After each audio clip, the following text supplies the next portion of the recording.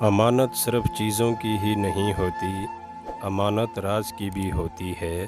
اگر کوئی اپنے جذبات، احساسات بیان کرے تو اس میں کبھی بھی خیانت نہ کریں۔ نصیب ہار جاتا ہے لیکن دعائیں ہمیشہ جیت جاتی ہیں۔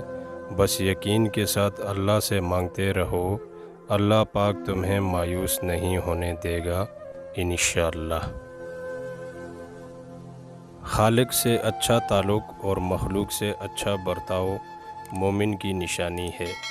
کھانا پینا سونا سانس لینا ہی زندگی نہیں، دوسروں کے دلوں میں زندہ رہنا، ان کی دعاؤں میں زندہ رہنا اصل زندگی ہے۔